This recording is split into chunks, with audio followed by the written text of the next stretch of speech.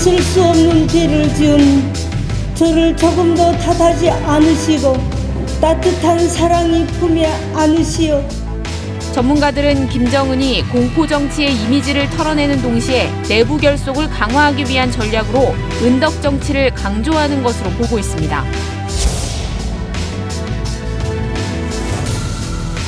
이란의 핵 협상이 전격적으로 타결되면서 이제 남은 것은 북핵 문제라고 할 수 있습니다.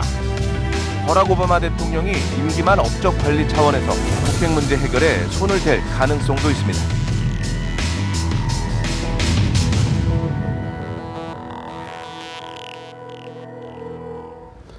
예, 이번 주 미국 이란 간 핵협상이 타결됐습니다. 오바마 대통령이 천명한 적과의 약수, 이제 북한만을 남겨두고 있는 것 같습니다. 네, 역시나 북한도 이에 맞서서 전방위로 대응 수위를 높여가고 있는데요. 이번 주 북한발 대형 이슈들 분석해 보도록 하겠습니다. 강명도 경민대 북한학과 교수 그리고 전 북한 아나운서 송지영 씨 이렇게 두 분 모셨습니다. 두 분 어서 오십시오. 안녕하십니까. 네. 어떻습니까? 지금 북한에서 아주 단호하게 그 얘기를 하고 있는 게 김국기 씨와 최충길 씨를 처단하겠다 이렇게 얘기를 하고 있는데요. 이에 대해서 우리 외교부 역시도 이에 대해서 가만히 보고 있을 수 없다. 단호하게 대처하겠다. 이렇게 지금 성명을 내놓고 있습니다. 북한이 이렇게 나오는 이유 어디에 있을까요? 그러니까 그 전에 이제 2013년도 10월 달에 김정욱 선교사가 똑같은 케이스로 유인 납치돼 가지고 그렇죠. 그 공갈 협박에 못 이기고 그 고문에 못 이깁니다. 그래 고문 당해 가지고 이제 자기가 간첩이다. 국정원에서 간첩 임무를 받고 이런 활동을 했다고 한 신뢰가 있었는데 우리가 거기서 좀 대응을 잘못한 것 같습니다. 네. 강경하게 대응을 해가지고 다시는 이런 일이 벌어지지 않도록 정부에서 좀 주도적으로 해야 되는데 남북관계 특수성 있다고 해도 남북 간에서 북한이 받아 앉으면 어쩔 수가 없어요. 그건 뭐 네. 통일부 이야기도 일리가 있습니다만은 이거를 유엔에 상정시켜가지고 미국은 되는데 우리는 안 될 리가 없거든요. 미국은 자기네가 그 국민의 그 생명을 제일 가는 첫째 가치로 여기기 때문에 전직 대통령까지 가는 나라가 미국인데 물론 그렇게 해서 북한하고 회담을 해 말려 들어가자는 것이 아니고 우리가 할 수 없으면 유엔에 제기를 해가지고 초보적인 인권 문제 김정욱 씨한테 그러니까 변호사라든가 가족이라든가 변호사나 가족이 안 된다고 한다면 그렇게 만나게 유엔에서 제기하는데 유엔에서 중재해가지고 이걸 안 된다고 한다면 누구 잘못입니까 그때는 자기네가 뭐 꾸민 게 나타날 거 아닙니까? 네. 이렇게 강경하게 하고 또 안 된다면 미국식으로 뭐 스웨덴이라든가 영국이라든가 대사관 있잖아요. 그러니까 그런 사람들을 통해 가지고라도 왜 적극적으로 좀 대응을 해서 우리 국민이 체포돼 있는데 좀 만나게 해달라. 왜 체포됐는지 전혀 지금 우린 만날 수 없고 변호사도 만날 수 없는 상황에서 이렇게 대응을 했더라면 또 이렇게 유인 납치했을까. 그리고 북한은 시기적으로 환경적으로 자기네한테 불리할 때는 이런 사건을 만드는 게 북한입니다. 그러니까 지금도 이번에도 만든 것이 뭐냐면 이번엔 죄목이 더 강화됐습니다. 자기 최고 존엄을 그 테러하려고 했고 그다음에 납치 행위를 하려고 하는 납치와 테러를 강조했는데 이건 뭘 말해주냐면 북한이 우리가 납치나 테러를 하는 게 아니고 남조선이 바로 봐라 간첩을 보내서 납치하고 테러하려고 진짜 간첩을 파견하지 않았냐. 그런데 그건 아이러니하게도 훈련받은 간첩이 아니에요. 선교사 아닙니까? 네. 이 뭐 국정원에서 특수훈련 받았다든가 뭐 폭약을 다룰 줄 안다든지 테러한데 뭐 납치할래도 여기 전문훈련 받은 분들도 아닌데도 불구하고 이렇게 한국분을 유인 납치해가지고 납치 테러 분자로 간첩으로 만든다는 것은 우리 한국의 지금 자기네 이미지를 물타기 하려는 속내가 뻔히 있거든요. 그러니까 이번에는 우리가 강경하게 대응해야 됩니다. 우리가 강경한 대응은 아까도 말씀했지만은 우리가 제2에서 북한이 받아들이지 않으면 유엔에 상정을 해야죠. 당연히 유엔에 상정해가지고 우리 국민이 납치됐는데 유인 납치거든요. 이거는 납치돼서 저렇게 간첩 혐의로 이제 뒤집어 쓰고 억울하게 누명을 쓰고 초단까지 하겠다고 하는데 정부가 가만히 있으면 안 되는 거죠. 이제 주제를 좀 바꿔보면 지금 탈북자 문제에 대해서 북한 입장이 계속 좀 바뀌어옵니다. 옛날에는 조국의 배반자 아니었습니까? 이제는 집 떠난 자식이니까 돌아오라 뭐 이런 얘기가 있는데 네. 북한의 탈북자에 대한 입장 변화가 요즘 경제 사정이 나서 그런 겁니까? 뭐 어떻게 이해하십니까? 북한의 이제 김정은이 점점 정치하기가 어려워지고 많은 탈북자들이 기회만 되면 정말 두만강을 넘어서 중국이든 대한민국이든 다른 나라로 뜨고 싶어하는 마음이 이제 간절하거든요. 예전에 김정일 때도 광폭 정치를 편다고 해서 돌아간 사람들 다시 다 돌아와라. 선거할 때 다시 돌아오면 다시 받아준다. 그리고 다시는 조국을 배반하지 말라 이런 식으로 했습니다. 그리고는 뒤로 다시 또 조사를 해가지고 정거리 수용소라든지 중산 이제 교도소라든지 이런 데 다 보냈거든요. 그리고 예전에도 한 번 돌아왔던 하는 분이 계십니다. 뭐 온성 우산공장 지배인이라고 2000년대에 와서 저희 그 두만강 국경 연선을 돌면서 대한민국에 대한 그 썩고 병든 남조선 사회라는 그런 강연을 한 적이 있습니다. 제가 그 강연을 직접 들었거든요. 근데 그분이 뭐 다시 이제 우산공장 지배인으로 재직한다고 했는데 그분을 이제 다시 그 자리에 넣고 너무 감시를 하면서 남조선에 가서 물을 한번 잘못 먹은 놈이기 때문에 계속 감시를 해야 된다 이러다 보니까 이 사람이 견디기 힘들어서 다시 자기 아들을 데리고 대한민국에 도망왔거든요.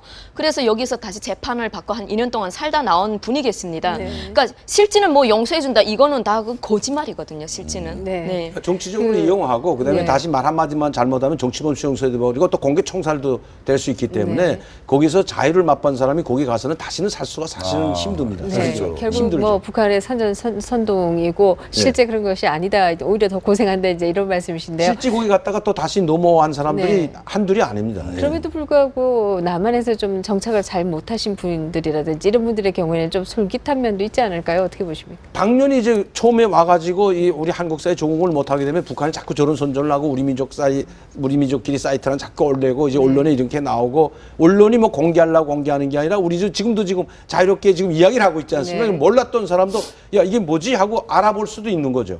그러나 제가 분명히 그 말씀드릴 수 있는 것은 여기에 대부분의 사람들이 여기 와서 자유를 맛본 사람은 거기 가서 절대 살 수가 없습니다. 네. 북한이 그러니까 유엔의 대북 인권 결의안이나 그러니까 북한의 인권 문제에 대해서 주로 이제 적나라한 실상을 말씀하시는 분들이 탈북자 분들 아닙니까? 네. 살다가 오셨으니까. 네네. 최근 어떤 국제정세상에서 북한 정부가 여기에 대한 부담도 상당히 느끼는 것 같습니다.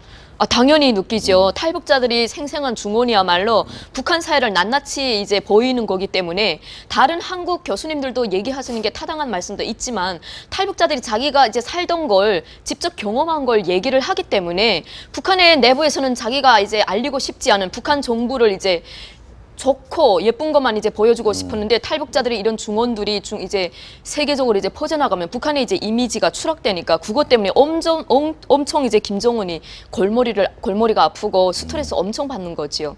지금은 김정일 때하고 다르게 지금은 철조망까지 두만강 압록강 지금 철조망 왜 치겠습니까? 자기네 나라가 살기 좋으면 가지 말라 그래도 안 갑니다.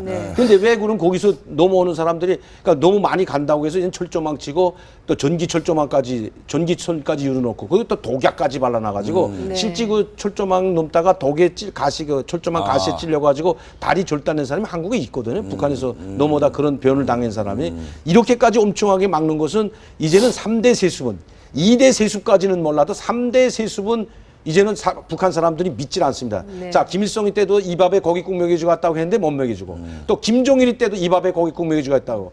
이번에 김정은이가 나와서 제일 먼저 한 것이 뭔 줄 아십니까? 나는 절대 우리 국민들이 굶는 것을 더 이상 방치하지 않겠다. 배불리 먹여주겠다. 이거 아직도 그러고 있는데 믿겠습니까 이제는? 그러다 보니까 이제는 믿질 않는다는 거죠. 신뢰가 다 깨졌습니다 이제는. 3대까지 내려오면서 아니 김일성, 김정일 뭐든 네가 한다고 믿질 않는 거죠. 그러니까 그 배고픔 참지 못하고 그다음에 오갑하고 조금만 잘못하면 공개 총살하고 그 처용하고 정치범 수용소 보내니까 더 이상 여기서 살지 못하겠다 해가지고 넘어오는 사람들이 많은데 김정은이는 이 탈북자들 때문에 우리가 망한다. 자기 체제가 무너진다는 걸 아는 것 같습니다. 그러니까 더 이상 그냥 가지만 말라, 죽이라, 뭐 철조망 누리라 이걸로 막지 못하니까 여기에 있는 사람들한테 해외에서 꼬셔와가지고 유인해가지고 이제 우리 송정 아나운서도 말씀했지만 전국으로 돌면서 말합니다. 자, 내가 살다 이렇게 해서 생생한 중원처럼 이야기하게 되면 탈북을 그렇게 막으려고 하는 거거든요. 그렇기 때문에 아마 김정은이가 지금 그 우리 탈북자들이 오면 어떤 죄를 짓더라 다 용서한다. 뭐 조국에 품어둬라. 예전의 공화국이 아니다. 그럼 예전에는 좀 못 살았다는 거예요. 한마디로. 그렇게 하면서까지도 탈북을 막으려고 하고 탈북했던 사람들 다시 끌어가려고 하는 이유는 바로 자기 체제가 무너질까 봐 거기를 위기감을 느낀 거죠. 저는 두 분한테 정말 여쭙고 싶었던 게 북한은 그렇다 치고 우리가 이제 세트민 정책을 탈북자분들이 많이 계시지 않습니까? 그다음에 이 세트민 정책이 왜 중요한가 하면 통일 이후까지 우리 북한의 우리 주민들인데 통일 이후까지 자유주의 사회에 적응할 수 있도록 잘 우리가 또 인도해야 될 어떤 그 필요성도 있는 것인데 뭔가 이 세트민 정책에 대해서 불만을 요구하는 분들이 많이 있습니다. 이 문제에 대해서 허심탄회하게 먼저 정 아나운서부터 우리 대한민국의 탈북자 정책이 어떠했으면 좀 어떻게 바뀌어야 된다 이렇게 생각하십니까? 실제 이제 뭐 이제 통일부에서도 탈북자 정책 때문에 많이 골머리 앓는 것 같습니다. 이렇게 또 해보고 다음에는 또 이게 또 바뀌어서 이렇게도 해보고 뭐 나름대로 이렇게도 해보고 북한 이탈 주민 지원재단 뭐 요즘은 남북 하나재단이라고 하죠. 그쪽을 통해서 탈북자들을 총괄 뭐 해서 뭐 탈북자들의 지원 정책을 편다고 하고 실제 이게 탈북자들에게 실제 뼈가 되고 살이 되는 정책이 별로 없는 것 같습니다. 그 탈북자들 오면 뭐 2천만 원 옛날에는 600만 원이었지요. 근데 지금 2천만 원 정착금을 주는데 특히 50대, 60대, 40대, 50대, 60대, 70대 이렇게 되신 분들은 취업을 해서 6개월이 지나야 고용 촉진 지원금 같은 게 나오고 또 1년이 지나야 뭐 500만 원을 받을 수 있고 뭐 이런 게 있는데 실제 그런 어르신들은 나가서 뭐 이제 장려금 같은 거 받으려고 해도 자격증을 하나 따야 뭐 200만 원 받을 수 있고 뭐 취업을 해서 6개월 이상을 일을 해야 그 250만 원이라는 고용 촉진 지원금도 받을 수 있는데 실제 어르신들이 나가서 취업을 합니까? 근데 정착금을 안 줍니다. 그러면 젊은이들이 나가서 그 대한민국 정착 기간이 5년 기간인데 탈북자들이 그 5년 기간이 나가서 3년 동안 일을 해야 고용 촉진 지원금이라고 하는 그걸 이제 1,500만 원 정도 되는 걸 받을 수 있는데 실제 나올 때 탈북자들은 200만 원, 300만 원 정도를 가지고 나옵니다. 그러니까 적게 받으면 200만 원, 둘이서 나오면 300만 원 정도. 그리고 집이라는 게 이제 조그만 연구임대를 국가에서 빌려주는데 거기에 이제 기본적으로 정착금이 거기에 이제 밑돈으로 이제 다 들어가는 거죠. 그리고 300만 원 가지고 브로커 비용 주고 그다음에 이제 생활을 시작하려고 보면 아무것도 없는 데서 6개월 동안 탈북자들에게 40만 원씩 주면서 이제 국민 최소한의 생계비를 주는 거죠. 그러면서 이제 탈북자들이 이제 생활을 시작하려고 보면 정말 이제 경제적으로 쪼들립니다. 솔직히 말하면. 그 브로커비가 현실적으로 탈북자분들이 상당한 빚을 지고 한국에 들어오는 그렇죠. 거죠. 어쩔 수 없어요. 그러니까 그렇죠. 그거부터 근본적으로 해결해야 된다. 지금 북한에 그 탈북자 브로커도 나쁜 건 아니에요. 제가 가서 한번 보니까 몇 사람 데려다 보니까 나오는 노종이 한 만 킬로 이상 넘기 때문에 거기 기차 타고 버스 타고 뭐 국경을 몇 개씩 넘어서 태국까지 가야 돼, 제3국으로 가야 되다 보니까 이 경비가 상당히 많이 듭니다. 최소한 한 300만 원 없이 움직일 수 없어요. 그럼 300만 원을 먼저 주면 300만 원만 받으면 와서 여기서 하면 되는데 돈이 없잖아요. 그러니까 이 오는 사람들은 지금 경각에 달렸고 목숨이 경각에 달리니까 나 가더라도 얼마든지 주겠다 각서 쓰고 오거든요. 그럼 와서 이제 우리 송정 아나운서 이야기했지만 나오면 200만 300만 원 받으면 문에 지키고 있다 다 줘요. 왜? 그 사람들도 자기네가 생돈 들여서 오기 때문에 어쩔 수 없습니다. 이것까지는 다 좋은데 문제는 어디에 있냐면 탈북자들이 여기 들어와 가지고 아무것도 없이 한번 나왔다가 사회를 알지 못하는데 직장 들어가서 적응하는 게 상당히 힘듭니다. 그러면 적응하지 못하는 기간을 좀 쳐줘가지고 아니 내가 여기 와서 3개월 하나원에서 뭐 일배워 주는 것도 아니고 어떻게 카드는 어떻게 해서 버스는 어떻게 해서 지하철 어떻게 해 이런 사회경만 시키고 나왔는데 그 사람이 직장 구해서 들어가라면 어울리지 못합니다. 이거 자기 문화도 다르고 이거 일하는 방식도 다 다르기 때문에 그래서 저희가 이야기하는 건 뭐냐면 탈북자들이 나와서 적응 기간을 좀 늘려주고 그 기간 1년이면 1년 동안에는 이자처럼 1년 일해야 500만 원 주는 건 뭐냐면 1년 동안 사대보험에 가입하는 직장에 들어가야 500만 원을 주기 때문에 이게 쉬운 일이 아니거든요. 그러면 못하는 그럼 500만 원도 못 받는 거예요. 그러다 5년 지나가면 하나도 못 받는 거예요. 그다음에 5년 기간에 뭐 이제 직장도 들어가요. 다 해서 3년 동안 뭐 500만 원, 1,500만 원 준다. 이러다 보니까 그것도 못하는 사람이 상당히 많다는 거죠. 그 소외감 받고 또 그다음에 20일로 주면 되겠네요. 그렇죠. 근데 또 일 못하면 일 못한다고 읽고 이거 일 할 줄 모르는 사람 일 못하는 건 당연하죠. 이래서 저희가 주장하는 건 뭐냐면 탈북자들을 갈라놓지 말아라. 지금 양천구에서 지금 그런 사태가 벌어졌거든요. 양천구에는 어느 한 초등학교를 폐쇄하겠다고 안단위가 떨지 않습니까? 지금 우리 한국 국민들의 자녀들이 거기 같이 있는 거 싫다. 너무 탈북자 자녀들이 많기 때문에 잘 융합이 되자고 쉽시리지 못하니까 그 뉴스에도 나왔습니다. 탈북자 학교를 이민아 초등학교가 폐쇄해야 된다. 안 보내려고 안 보내니까 자동으로 폐쇄가 되는 거죠. 이거 왜 그러냐? 그만큼 소외를 받지 않습니까?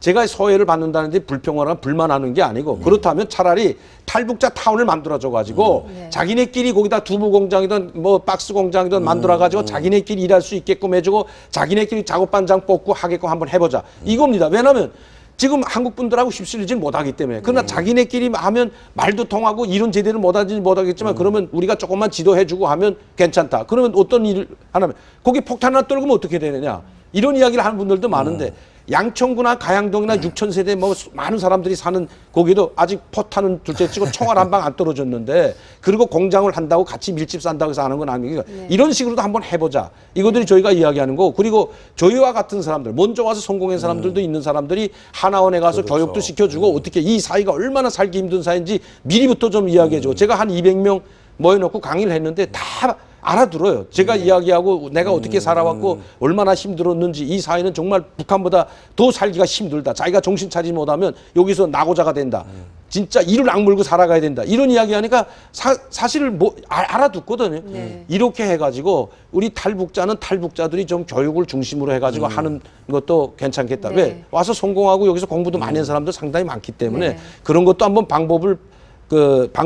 방법이라고 생각하는데 통일부가 우리 말을 귀담아 듣지 않는 솔직히 얘가 여기서 말씀드리는데 통일부 장관 이런 문제 때문에 한번 만나자고 우리 그 리더급 그 탈북자들이 여러 번 제기했는데 저 단 한 번도 못 만났습니다. 세터민 정책에 대해서도 우리가 뭐 밤새워서 얘기해도 다 못할 것 같은데요. 네, 그럼에도 마지막으로 불구하고 할머니들에게는 할머니나 할아버지들에게는 정착금을 일시불로 줘야 됩니다. 네. 그건 안 주겠다는 거랑 같습니다. 그거는 그 일을 해서 사대보험 직장에 들어가서 일을 해서 장려금으로 정착금을 받아라. 이거는 안 주겠다는 겁니다. 대한민국 할아버지 할머니도 힘든 일입니다. 사실은.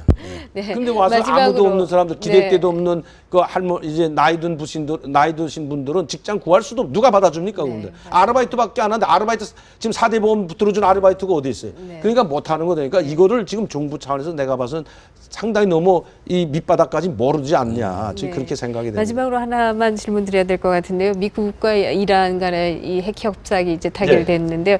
이제 남은 것은 북한이다 이렇게 얘기를 합니다. 북한에서는 이에 대해서 뭐 미사일로 대응을 하고 있는데요. 어떻게 보십니까? 과연 그거 바로 답변을 한 거예요. 네. 이란하고 너희 그렇게 해도 우리는 안 한다. 그걸 바로 미사일로 그거는 뭐 성명이니 뭐니 많이 나왔지만 미사일 한 방으로 이제 보여주지 않았습니까? 그리고 그 자기네들은 유엔 대사가 정식 말해서 우리는 핵을 포기할 그 의사도 없고 그냥 더 강화하겠다고 했기 때문에 저희는 북한의 핵은 포기 안 한다. 핵이 포기하게 되면 그 체제 고위층이 무너지게 됩니다. 누가 우리를 지켜줄 것인가? 아무도 없거든. 주위에 지금 중국도 없고 러시아 안 지켜줍니다. 아무도 없기 때문에 자기네가 핵을 포기하게 되면 김정은 체제가 무너진다고 하기 때문에 김정은이가 핵을 포기 안 할 겁니다. 다른 그룹이 포기하려고 해도 안 포기할 겁니다. 그리고 저기는 막강한 군부 세력이 있어요. 이 군부 세력이 자기네 기득권을 확보하고 지금 돈 벌고 잘 먹고 잘 살고 있는데 핵을 포기하겠습니까? 포기 안 하죠. 네, 여기까지 들어야 되겠습니다. 오늘 두 분 말씀 고맙습니다. 네, 감사합니다. 감사합니다.